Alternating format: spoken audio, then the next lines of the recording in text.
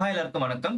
One concept, one current affairs. அது என்ன current affairs அப்படின்னா, லிம்பாட்டிக் ஃபிளாரசிஸ் எலிமினேஷன் கேம்பெயின் ஸ்டார்ட் பண்ணியிருக்காங்க இந்தியா. அதாவது லிம்பாட்டிக் அப்படின்னா தமிழ்ல நிணநீர் ஃபிளாரசிஸ் அப்படின்ட்டு சொல்லுவாங்க. ஃபிளாரசிஸ்ன்றது ஒரு வகையோட ஒரு பாராசைட்டோட நேம். அதை போக போக நான் எக்ஸ்பிளைன் பண்றேன். சரியா? இப்போதைக்கு தெரிஞ்சுக்கோ. நிணநீர் ஃபிளாரசிஸ் நோய்க்கு நம்ம என்ன பண்ண போறோம் அப்படின்னா எலிமினேஷன் கேம்பெயின் வந்து ஸ்டார்ட் பண்றாங்க இந்தியா.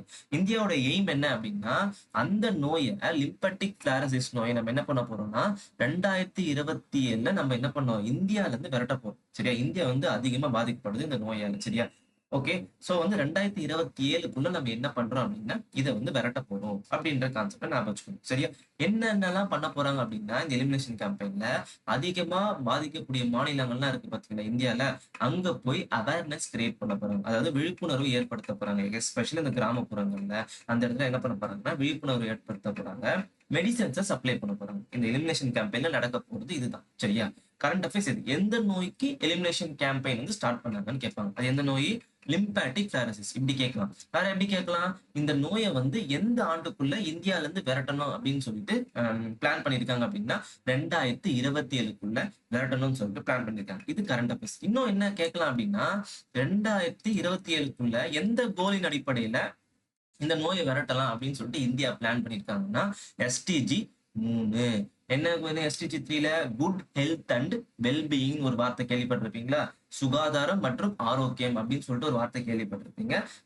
எஸ்டிஜி 3க்கு கீழே தான் நம்ம இத பிளான் பண்ணியிருக்கோம். ஹெல்த்தி லீவ்ஸை கொண்டு வரணும் இந்த நோயை விரட்டி அப்படின்ட்டு பிளான் பண்ணியிருக்காங்க. சரியா? சோ இதுதான் கரண்ட் அஃபேர்ஸ். அப்ப என்ன சார் கான்செப்ட் அப்படின்னா இந்த நோயை பத்தி நம்ம பார்க்க போறோம். இது எப்படி பரவுது? எல்லாருக்கும் தெரியும். யானைக்கால் நோய் கேள்விப்பட்டிருப்பீங்களா? இந்த வார்த்தை சொன்னாலும் ஞாபகம் வரும். யானைக்கால் நோய் எப்படி வருது எல்லாருக்கும் தெரியுமா? எல்லாரும் பார்த்திருப்பீங்க. கால் வீங்கி போயிருக்கும் பார்த்திருப்பீங்க. ஆனா கொஞ்சம் ஆஸ்பிரண்ட் யோசிச்சு பார்த்திருப்பீங்களா? இது எப்படி வருதுன்னு சொல்லிட்டு இந்த வீடியோ முடியும் போது அது உங்களுக்கு தெரியும். சரியா? பாருங்க, ரெட்ல மார்க் பண்ணிக்கிறது எல்லாமே அதிகமா பாதிக்கப்படக்கூடிய நாடுகள். அதுல இந்தியாவும் ஒண்ணு. சரியா? சோ ஞாபகம் வச்சுக்கோங்க. கேட்கறதுக்கான வாய்ப்புகள் இருக்கு. இது சயின்ஸ் சார் கேட்க மாட்டாங்க சார் அப்படின்னு நினைக்காதீங்க. இது கரண்ட் அஃபேர்ஸ். கரண்ட் அஃபேர்ஸ் ரிலேட்டடா கண்டிப்பா கேட்பாங்க. சோ சயின்ஸ் நிறைய பேர் ஒமிட் பண்ணிட்டீங்க. அந்த மாதிரி இந்த மாதிரி இன்ட்ரெஸ்டா ஒரு 10 நிமிஷத்துல ஒரு சயின்ஸ் கான்செப்டா பார்த்த மாதிரி இருக்கும். நடப்பு நிகழ்வுகளும் பார்த்த மாதிரி இருக்கும். சரியா? பார்த்துடலாமா? லிம்பாட்டிக் ஃபிளாரசிஸ், அதாவது நிணநீர் ஃபிளாரசிஸ்னா என்ன அப்படின்னு சொல்லிட்டு பார்த்துடலாம். சிம்பிளா ஈஸியா சொல்றேன் பாருங்க. அது வந்து என்ன அப்படின்னா ஒரு கொரோனிக் பாரசிக் டிசீஸ், அதாவது நாள்பட்ட ஒட்டுண்ணி நோயாகும். நாள்பட்டது அப்படின்னா ரொம்ப வருஷமா நம்ம உடம்புல தங்கி இருந்து பாதிப்பு தரக்கூடிய நோய் தான் நாள்பட்ட ஒட்டுண்ணி நோய். அதாவது கொரோனிக்ன்ற வார்த்தையை யூஸ் பண்ணாங்க. கொரோனிக்னா நாள்பட்ட அப்படின்ட்டு சொன்னாங்க. இது எதனால வரக்கூடியது? ஃபிளாராலியல் வார்ம்ஸ். ஓகேவா? அதாவது ஒரு ஃபிளாராலியர் புழுவால வரக்கூடியது தான் இந்த நோய். அந்த புழு வந்து எதை பாதிக்கும் அப்படின்னா மனிதனுடைய லிம்பாட்டிக் சிஸ்டத்தை பாதிக்கும். ஓகே, அப்புறம் மனிதனுடைய நிணநீர் மண்டலத்தை பாதிக்கக்கூடியது. அப்போ இந்த 3 விஷயத்தை நான் வச்சுக்கணும். இது வந்து ஒரு நோய். இது வந்து என்ன நோய்? நாள்பட்ட ஒட்டுண்ணி நோய். இது எதை பாதிக்க இது எதனால பாதிக்கப்படுது? ஃபிளாராலியர் வார்ம்ஸ், ஒரு புழுவால பாதிக்கப்படுது. ஓகேவா? அது எதை அஃபெக்ட் பண்ணுது? லிம்பாட்டிக் சிஸ்டத்தை அஃபெக்ட் பண்ணுது. இதெல்லாம் கேட்பாங்க. நான் எப்படி பிரிச்சு சொல்றேன் பாருங்க. எப்படிலாம் எதை அஃபெக்ட் பண்ணுது, எதால, ஓகே இது பேர் என்ன, இப்படிதான் கேட்பாங்க கொஸ்டின்ஸ். நீங்க படிக்கும் போதே தெளிவா படிங்க. படித்து மனப்பாடம் அடிக்காதீங்க. ஓகே, இப்போ ஒன்னொன்னா பாத்துடலாமா? அந்த அந்த புழு பேர் என்ன, அந்த புழுவோட பேர் என்ன, லிம்பாட்டிக் சிஸ்டம் என்ன, இதை ஒருத்தர் அந்த புழுவை கொண்டு வந்து ஹியூமன்ல வைக்கிறாரு பாத்தீங்களா? ஒருத்தர் வந்து வைப்பாரு. அவர் யாருன்னா கொசு. சரியா? அந்த கொசு, இப்ப அந்த கொசுவுடைய பேர் என்ன, இதெல்லாம் நம்ம பாத்துக்கலாம். அந்த 3 விஷயம் பார்த்துட்டு எப்படி பரவுதுன்னு சொல்லிட்டு பார்ப்போம். சரியா? ஃபர்ஸ்ட் யாரு வந்து பரப்புறா? நோயை ஏற்படுத்த காரணிகள் யார் யாரு அப்படின்னா ஒரு புழு. அந்த புழு பேரை தெரிஞ்சுக்கோங்க. ஊச்சிரியா பேன்க்ரப்டி. ஓகேவா? பாருங்க, என்னது? ஊச்செரியா பேன்க்ரப்டி என்ற பேரை ஞாபகம் வச்சுக்கோங்க. இது என்ன வகையை சேர்ந்தது அப்படின்னா பைலம். எல்லாமே கிளாசிபிகேஷன் படிச்சிருப்பீங்க கரெக்டா? பைலம் நீமட்டோடா அப்படின்ட்டு ஒரு கிளாசிபிகேஷன் இருக்கும். அந்த மண்புழு கேள்விப்பட்டிருப்பீங்க, எர்த்வொர்ம். பைலம் அணிலிடான்னு சொல்றீங்களா? அதே போல இந்த புழுவை நம்ம என்ன சொல்றோம், எந்த கேட்டகரிக்குலன்னா பைலம் நீமட்டோடா கீழே வருது. எல்லாரும் கேள்விப்பட்டிருப்பீங்க ரவுண்ட் வார்ம்ஸ், உருளை புழுக்கள் தமிழ்ல சொல்லுவாங்க ரவுண்ட் வார்ம்ஸ். அந்த ரவுண்ட் வார்ம்ஸ் தான் எது கீழே வரும்னா இந்த நீமட்டோடா கீழே வரும். பைலம் அணிலிடா எர்த் வார்ம்ஸ் வருவது போல. சரியா?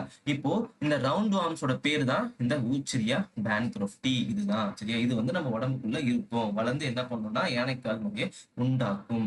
அங்க போட்டிருப்பாங்க இதோட பேர் தான் என்னது? யானைக்கால் நோய் என்று அழைக்கப்படுகிறது. சரியா? அது காசட்டிவ் ஏஜென்ட் யாரு? ஊச்சிரியா பேன்க்ரோஃப்டி. அடுத்தது யாரை பார்க்க போறோம்? இதை பரப்புறாரு பாத்தீங்களா, இது ஹியூமன்ஸ்ல கொண்டு போய் வைக்கிறாரு பாத்தீங்களா, இவரு ஏன் கேட்கிறான். அப்போ அதுக்கு பேர் என்ன பண்ணா, நோய் பரப்பி தான் இங்கிலீஷ்ல வந்து வெக்டார் அப்படின்னு சொல்றாங்க.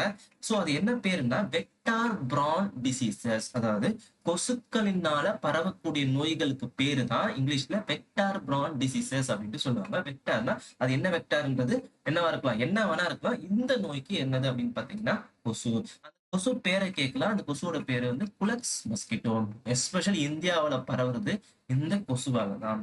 இந்த கொசுவோடைய உடம்புல தான் என்ன நடக்கும்னா அந்த புழுவுடைய குட்டி வளரும். அதனால அந்த குலக்ஸ் மஸ்கிட்டோ சொல்றாங்க. சரியா? அதர் கண்ட்ரீஸ்ல இந்த கொசுக்களனாலையும் என்ன ஆகுதுன்னா இந்த நோய் பரவுது. Anopheles mosquito, Aedes எகிப்திஸ் mosquito. Anopheles mosquito என்னது? மலேரியா பரப்பக்கூடியது. ஏடிஸ் எகிப்திஸ் மஸ்கிட்டோ டெங்கு, டெங்கு பரப்பக்கூடியது. டெங்கு சிக்கன் குனியா பரப்பக்கூடியவர் யாருன்னா அந்த ஏடிஸ் எகிப்திஸ் மஸ்கிட்டோ. ஆனபோலிஸ் வந்து மலேரியாவை பரப்பக்கூடியவர். இதுவும் வந்து என்ன பண்ணும், இந்த பிளாரசிஸ் நோயை வந்து பரப்பும். ஆனா மேக்சிமம் எந்த கொசு அப்படின்னா குலக்ஸ் மஸ்கிட்டோ. சரியா? குலக்ஸ் மஸ்கிட்டோ ஞாபகம் வச்சுக்கணும். பிற பகுதிகளில் இதையும் ஞாபகம் வச்சுக்கோங்க. ஸோ ஆப்ஷன்ல கேட்கலாம், குலக்ஸ் மஸ்கிட்டோ மட்டுமான்னு கேட்கலாம். மேபி ஆனபோலிஸ் எகிப்திஸா இருந்தது அப்படின்னா மூணுத்தையும் நீங்க மார்க் பண்ணணும். சரியா? நல்லா புரிஞ்சுக்கோங்க. சரியா? இப்ப எதை எஃபெக்ட் பண்ணுது? அந்த காசட்டிவ் ஏஜென்ட்டை பார்த்தோம், யாரு போய் பரப்புறான்னு பார்த்துட்டோம். இப்ப எதை எஃபெக்ட் பண்ணுது அப்படின்னா மனிதனுடைய நிணநீர் மண்டலத்தை என்ன பண்ணுது அப்படின்னா பாதிக்கப்படுது. அந்த நிணநீர் மண்டலம்னா என்ன சார் அப்படின்னா அது வந்து நம்ம பாடிக்கு என்னன்னா ஒரு டிஃபென்ஸ் சிஸ்டம். அது ரொம்ப முக்கியமான சிஸ்டம். அது வெள்ளை ரத்த அணுக்கள் கேள்விப்பட்டிருப்பீங்களா, ஒயிட் பிளட் செல்ஸ். அதுதான் வந்து இந்த மண்டலத்துல சுரக்கும். ரொம்ப இம்பார்ட்டன்டான மண்டலம். பாருங்க, தொண்டை டான்சில்ஸ் கேள்விப்பட்டிருப்பீங்களா, கல்லீரல். இதெல்லாம் தான் வந்து இந்த லிம்பட்டிக் சிஸ்டத்தை, தைமஸ் கிளாண்ட், இதெல்லாம் நீங்க கேள்விப்பட்டிருப்பீங்க. இந்த மூணு விஷயமும் இதெல்லாம் எதோட சேர்ந்தது அப்படின்னா இந்த லிம்பட்டிக் சிஸ்டத்தோடய சேர்ந்தது. இவங்க எல்லாம் யார் நம்ம உடம்புல அப்படின்னா எதிர்ப்பாளர்கள். யார் எதை எதிர்க்கிறாங்க? நோய் எதிர்க்கிறாங்க. டிஃபென்சிவ் சிஸ்டம் அப்படின்ட்டு சொல்லுவாங்க. இது இந்த மண்டலத்துல ஒரு நீர் சுரக்கும், லிம்ப் ஃப்ளூயிட், நிணநீர் சுரப்பி அப்படின்ட்டு சொல்லுவாங்க. அந்த லிம்ப் ஃப்ளூயிட்ல தான் WBC இருக்கும், ஒயிட் பிளட் செல் இருக்கும். சரியா? நம்ம பாடியில நம்ம என்ன பண்ணுது, இந்த சிஸ்டம் வந்து பாதுகாக்குது நோய்கள் இருந்து. அந்த லிம்ப் ஃப்ளூயிட் வந்து இது வழியா ஃப்ளோ ஆகுதுன்னு வச்சுக்கோங்க. இப்போ இவர் என்ன பண்ணுவாருன்னா அந்த பூச்சி, அந்த புழு, சாரி, அந்த புழு என்ன பண்ணும்னா இந்த ஃப்ளூயிட் போற வழியை போய் பிளாக் பண்ணிடும். இந்த இடத்த போய் பிளாக் பண்ணிடும். பிளாக் பண்ண உடனே இந்த ஃப்ளூயிட் என்ன பண்ணும் அப்படின்னு பாத்தீங்கன்னா அதே இடத்துல இப்போ ஒரு பைப்பை நீங்க கால வைக்கிறீங்கன்னா அந்த பைப் என்ன பல்ஜ் ஆகுது இல்ல, அதே போலதான் பல்ஜ் ஆக ஆரம்பிக்கும் அந்த புழு அந்த இடத்துல வளருதுன்னா. இது பாருங்க, இப்போ ஸ்டேஜ் இது பார்த்துருப்பீங்க, யானைக்கால் நோய். இப்போ இந்த புழு வளருதுன்னா அது என்ன ஆயிடும் அப்படின்னா அந்த கால் வந்து வீங்க ஆரம்பிச்சிடும். ஏன்னா அந்த லிம்பாட்டிக் சிஸ்டம்ல அமைப்புல போய் இந்த புழு வளர ஆரம்பிச்சிடும், கால் வீங்க ஆரம்பிச்சிடும். ப்ராசஸ் எப்படி நடக்குது பார்த்துக்கலாமா? பாருங்க, ஒரு மனிதனுக்கு இந்த இந்த சார்ட் நான் வச்சுக்கோங்க. ஒரு மனிதனுக்குள்ள என்ன நடக்குது, அந்த புழு வளருது. என்ன புழு? ஊச்சிரியா பேன்க்ரோஃப்டின்ற புழு வளருது. அந்த புழு என்ன பண்ணும் அப்படின்னா குட்டி போட்டுறாரு. பேபி குட்டி போட்டுறாரு. அது என்ன பண்ணும்னா மனிதனுடைய ரத்தத்துல என்ன பண்ணும் வந்து சுழந்து கொண்டே இருக்கும். அது மனிதனுக்குள்ள ஃப்ளோ ஆயிட்டே இருக்கும்போது என்ன பண்ணும்னா அந்த மனிதனை போய் ஒரு கொசு கடிக்குது. இது என்ன கொசு? குலக்ஸ் மஸ்கிட்டோ போய் கடிக்கிறாரு. கடிச்ச உடனே அந்த குட்டி புழுக்கள், அந்த பேபி வார்ம்ஸ் என்ன ஆயிடும் அப்படின்னு பாத்தீங்கன்னா இந்த கொசுக்குள்ள வந்துடும். வந்த உடனே இந்த குட்டி புழு என்ன ஆகிடும், அப்படியே நௌரிஷா வளருவாரு, ஆரோக்கியமா வளர்ந்து என்ன ஆவாரு அப்படின்னு பாத்தீங்கன்னா அந்த மஸ்கிட்டோட மவுத்துல வந்து நிப்பாரு. யாரு? இந்த குட்டி புழுக்கள் வந்து இந்த கொசுவோட வாயில வந்து நிக்கும். கொசு வாயில என்ன ஆயிடுச்சு, அந்த கொசு வந்து பாதிக்கப்பட்டு அந்த கொசுவோட வாயில வந்து அந்த புழு நிக்கும்.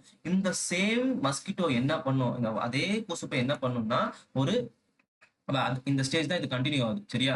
அதே கொசு என்ன நடக்கும் அப்படின்னா போயிட்டு வந்து ஒரு ஆரோக்கியமான மனிதனை கடிக்கிறாரு. ஆரோக்கியமான மனிதனை கடிச்ச உடனே அந்த குட்டி புழு அந்த ஆரோக்கியமான மனிதனுடைய உடம்புக்குள்ள போயிடுது. அந்த குட்டி புழு என்ன நடக்கும் பாத்தீங்கன்னா அந்த உடம்புல, அந்த ஹெல்த்தி மேன் உடம்புல மறுபடியும் வளர ஆரம்பிக்கும். அடல்ட் உமனா மறுபடியும் வளர ஆரம்பிக்கும். புரியுதா? It's A cycle. புரியுதா? சோ அப்படியே வளரும். அந்த கொசு அந்த உடம்ப வந்து இன்னொரு கொசு வந்து கடிக்கும். அந்த கொசு வந்து இன்னொருத்தர் ஹெல்த்தி பர்சனை கடிக்கும். அப்படியே பரவும். சோ இதுதான் வந்து பரவல் சார்ட். இதனால தெரிஞ்சுக்கோங்க, குழப்பாம இருக்கும். சார் இப்போ கான்செப்ட்ல என்ன தெரிஞ்சுக்கணும் அப்படின்னா அந்த புழுவுடைய பேரு, அது என்ன கேட்டகரி, பைலம் நீமட்டோடா, அது எதை பாதிக்குது, லிம்பாட்டிக் சிஸ்டத்தை பாதிக்குது. எந்த கொசுவால பரவுது அப்படின்னா குலக்ஸ் மஸ்கிட்டோவால பரவுது. மத்த கொசு அப்படின்னு கேட்டாங்கன்னா ஆனபோலிஸ், ஏடிஸ் எகிப்திஸ் கொசுக்களாலையும் பரவுது. ஸோ இப்படிதான் கேட்பாங்க. ஸோ தெரிஞ்சுக்கோங்க கான்செப்ட் என்ன, எந்த நோய்க்கு எலிமினேஷன் கேம்பெயின் கொண்டு வந்தாங்க, இந்த நிணநீர் ஃபிளாரசிஸ் நோய்க்கு கொண்டு வந்தாங்க. கான்செப்ட் என்ன, கான்செப்ட் சரியா. ஸோ நல்லா தெரிஞ்சுக்கோங்க. ஏதாவது டவுட்ஸ் இருந்தா கமெண்ட்ல கேளுங்க. ஸோ புரியலனா கேளுங்க சார், இந்த மாதிரி இந்த இது நடத்தும் போது இப்படி நடத்துங்க. If you want to any changes in my teaching method you can ask in my comment சரியா. So thank you bye. சந்திப்போம் அடுத்த கான்செப்ட் கரண்ட் அப்ஸா சந்திப்போம். தேங்க்யூ.